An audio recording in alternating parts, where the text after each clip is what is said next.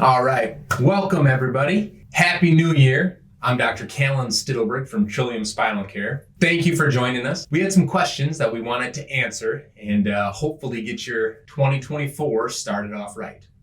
One of the questions was wondering about leg checks.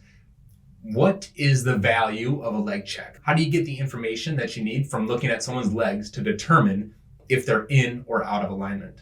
It's quite simple, actually. If you have a misalignment at the top of the neck, you'll have tilt in the head. If you have tilt in the head, your brain is going to want your eyes and your ears parallel at all costs. It's called the righting reflex. So if we're like this, our shoulders compensate. Then our spine compensates. Then our hips compensate. Then we have the appearance of a long and short leg. It's a series of muscular contractures all the way down the spine to do their best to try to compensate for a misalignment up here. Now, one thing that we do at Trillium Spinal Care is we measure every single patient's legs, even prospective patients, ones that don't become patients. What we do is we measure from the front of the hip, we call it the ASIS, the anterior superior iliac spine, all the way down to the middle part of the ankle, the medial malleolus. We measure that on each side. So we know anatomically if they are the same length. If they are the same length, which the vast majority are. To this point, we've measured somewhere probably around 1,400 pairs of legs, and we've seen less than 10 that there's an actual anatomical discrepancy.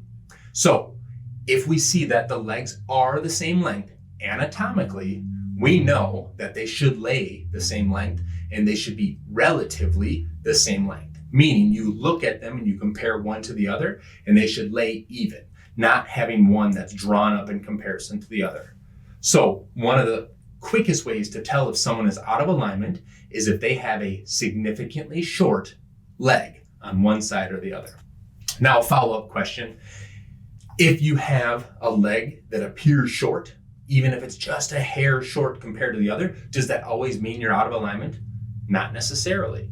It's different for each patient. Some patients can come in and they can have 1 inch or 1.5 or even 2 inches appearing short in comparison to the other side of the leg. Now, after that correction, we would expect them to get all the way even or very close to even, but they don't always get all the way even. So therefore, that patient may be in alignment, but there may be just a tiny hair of a discrepancy, an 1/8 of an inch or less. Does that mean that they're out of alignment when they have that? No. We would expect that those legs continue to go all the way even, and they will most likely. In the same vein, can you have a patient whose legs are the same length, appearing to be the same length? We don't have the appearance of a short leg. We have the appearance of even legs. Can that patient still be out of alignment? Definitely. It's not as common, just like it's not as common to see a very minimally short leg that's also in alignment. It's not as common to see patients that have legs that are the same length, but that's why we do other measurements as well. There's times where we would call bilateral contracture, meaning both legs and essentially the hips. There's a lot of muscular contracture on both sides pertaining to the misalignment. This is getting deep into the weeds, but basically we can see that we have contracture on both sides. The thing that we also measure then is posture, because there are different points of the posture that we know indicate whether you're in or out of alignment. Those things are going to be, are we standing straight? The anchor point of the spine and the anchor point of the neck, are they aligned? Is there any tilt in the hips? Are there any tilt in the shoulders? Like all these different things that we measure, we can tell if someone's in or out of alignment, and they work in concession with the appearance of a long and short leg. Hopefully that didn't get too in-depth, but just a brief recap.